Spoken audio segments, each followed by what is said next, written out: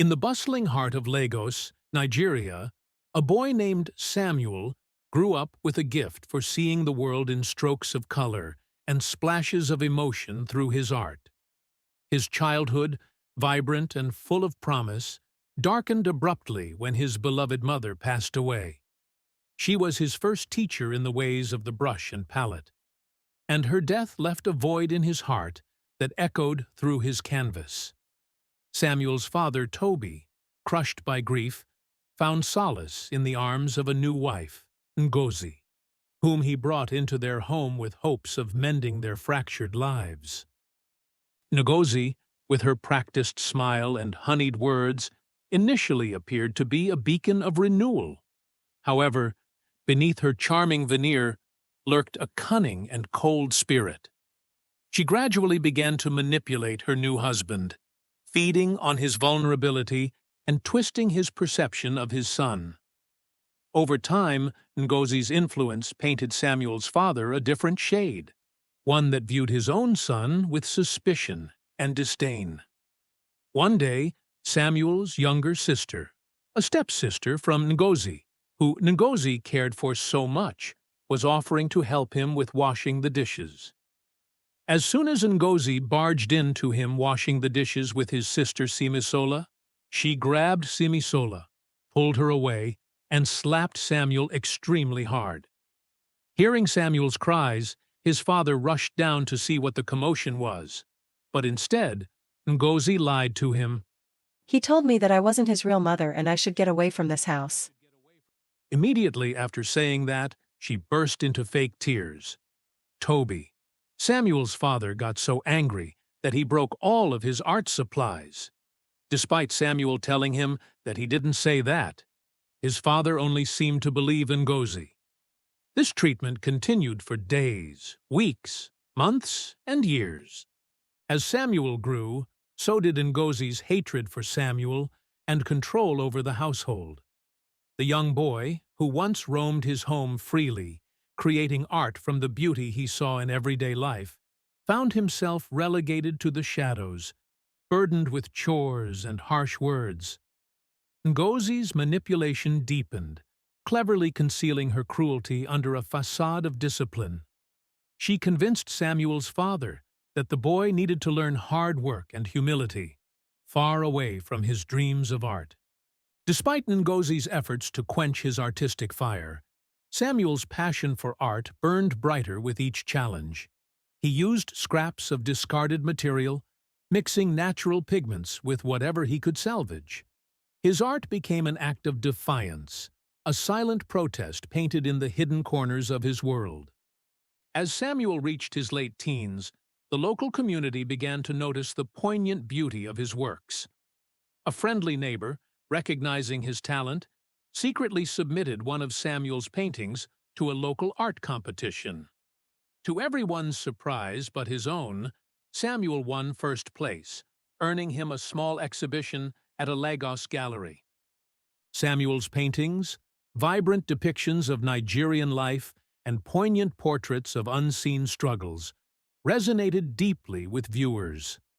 Art lovers and critics alike were captivated by the depth and emotion of his work, leading to more exhibitions and increasing fame. With each show, Samuel's reputation grew, and soon his art sold for prices he once could only dream of. Amidst his rising fame, Samuel's relationship with his father remained strained and distant. Ngozi, feeling threatened by Samuel's success, intensified her efforts to drive a wedge between them.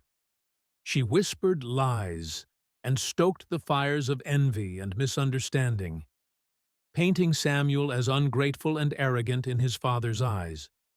However, the sudden death of Ngozi's mother triggered a series of unforeseen events. Among her possessions, Samuel's father discovered a cache collection of letters from Ngozi to her sister that revealed the depth of Ngozi's initial manipulations to secure her place in the Toby's household by taking over control and turned Toby's affection for Samuel to disdain and hatred, and ongoing efforts to destroy the relationship of father and son. Faced with the undeniable truth, Samuel's father was overwhelmed with remorse. Tears welled up in his eyes as he realized how deeply he had wronged and distressed his son, blinded by his grief and Ngozi's manipulations. Desperate to make amends, he sought Samuel out, extending a hand weighed down with apology and hope for reconciliation. Moved by the memories of better days and the love he still held for his father, Samuel chose forgiveness. Together, father and son confronted Ngozi. With the truth laid bare, her schemes unraveled. Though the road to full reconciliation was long and fraught with echoes of past hurts, the bond between Samuel and his father began to heal. They attended therapy sessions and worked diligently to rebuild their relationship. Samuel's art continued to flourish, now infused not only with his personal triumphs and struggles, but also with themes of forgiveness and renewal. His galleries attracted visitors from across the globe, drawn not only to the visual beauty of his work, but to the story of resilience and redemption that each piece represented.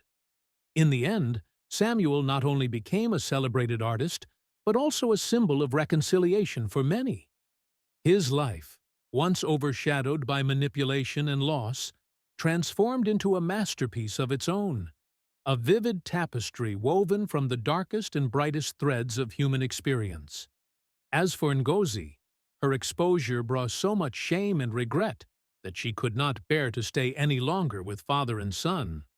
But, for the sake of her daughter, who is also Samuel's stepsister, and Samuel's forgiving spirit, Samuel himself pleaded with the father Toby to choose the path of forgiveness and let her remain as his stepmother.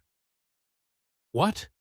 Ngozi silently exclaimed in her mind, and she burst out into tears recalling how cruel she had been to such a gracious and loving boy.